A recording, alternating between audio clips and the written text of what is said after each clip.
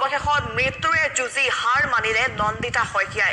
ডিব্ৰুগড়ৰ ব্ৰহ্মপুত্ৰ নাৰ্ছিং হোমত মৃত্যু হৈছে ছাত্ৰীগৰাকীৰ। ধেমাজিৰ মৰিধল কলেজৰ ছাত্ৰী আছিল নন্দিতা।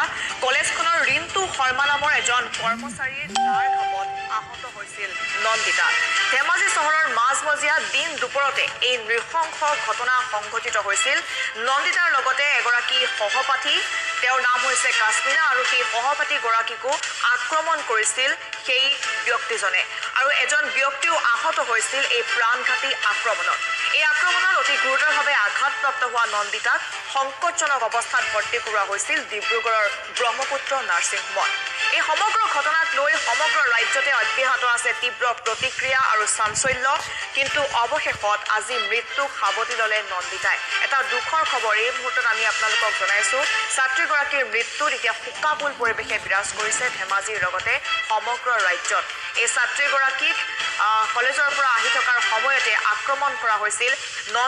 বিশেষকৈ নন্দিতাই মূৰত আঘাত পাইছিল, মুখত আঘাত পাইছিল, আৰু এখন দাৰে ঘপিওৱা হৈছিল নন্দিতাক। বিশেষকৈ নন্দিতাৰ মূৰত যথেষ্ট তেওঁ আঘাতপ্ৰাপ্ত হৈছিল, আৰু তাত থকা যিসকল লোক আছিল সেই লোকসকলে তাৰ পৰাই চিকিৎসালয়লৈ লৈ গৈছিল নন্দিতাক। আৰু নন্দিতাৰ যিগৰাকী সহপাঠী আছিল কাশ্মীনা, আৰু কাশ্মীনাও বৰ্তমান চিকিৎসালয়তে আছে। কাশ্মীনাক বৰ্তমান চিকিৎসা কৰি থকা হৈছে।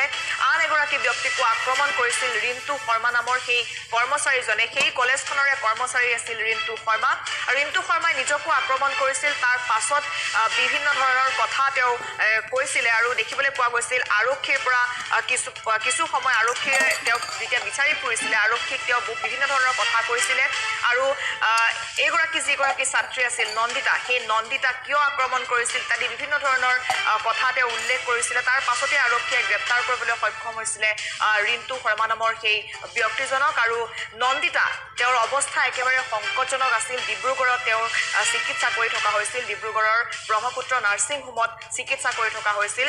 আৰু নন্দিতাৰ অৱস্থা অতি সংকটজনক যেতিয়া হৈ পৰিছিল, তেতিয়া চিকিৎসকসকলে যথেষ্ট চেষ্টা কৰিছিল নন্দিতাক বচাবলৈ, কিন্তু যিহেতু মূৰত যথেষ্ট আঘাত পাইছিলে নন্দিতাই, আৰু সেইবাবেই নন্দিতাই আচলতে জীৱনৰ লগত হাৰ মানিবলগীয়া হ'ল। কিছু সময় পূৰ্বে নন্দিতাৰ মৃত্যু হৈছে। আমি এই সমগ্ৰ যি ঘটনা বৰ্তমানে শোকাকুল পৰিৱেশে বিৰাজ কৰিছে। নন্দিতাৰ মৃত্যুৰ পাছত তেওঁৰ ঘৰখনতো এক শোকাকুল পৰিৱেশ